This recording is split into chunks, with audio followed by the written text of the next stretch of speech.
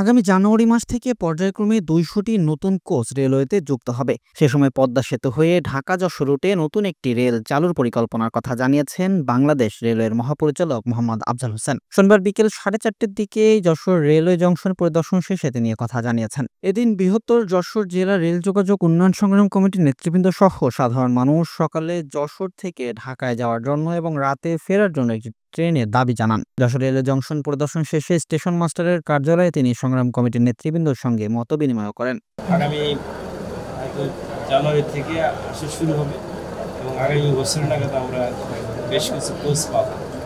এই কোচ দিয়ে আমরা এই যশোর এবং খুলনা বা যেটা বললেন যে এই রুটে যেটা দর্শনের দিক দিয়ে আরেকটা আমরা ট্রেন পরিচালনা করা, যাতে দর্শনের লোক এইদিকে না এসে সরাসরি তাদের কুষ্টিয়া চুয়াডাঙ্গা এদিকে যেতে পারে।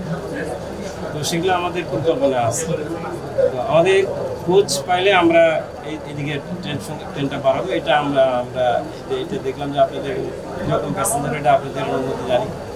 তো আমরা ট্রেনটা পাইলে আমরা এই কোচ পাইলে আমরা চালাবো। এ সময় বৃহত্তর যশোর জেলা রেল যোগাযোগ উন্নয়ন সংগ্রাম কমিটির আহ্বায়ক কাউসার আলী, সদস্য সচিব ইঞ্জিনিয়ার রুহুল আমিন, যুগ্ম আহ্বায়ক জিল্লুর রহমান ভিটু, অ্যাডভোকেট আমিনুর রহমান হিরু, ফরাজি সাইদ আহমেদ বুলবুল, প্রেস ক্লাব যশোরের সাবেক সভাপতি একরামউদ্দৌলা, যশোর চেম্বার অব কমার্সের সভাপতি মিজানুর রহমান খান, সাধারণ সম্পাদক তানভীরুল ইসলাম সোহান উপস্থিত ছিলেন।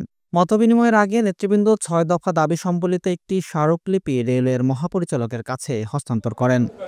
এবং সেক্ষেত্রে আমাদের কথা যে আজকে এই মৌখিক ঘোষণা যে ডেস্ক রিপোর্ট, দৈনিক কল্যাণ।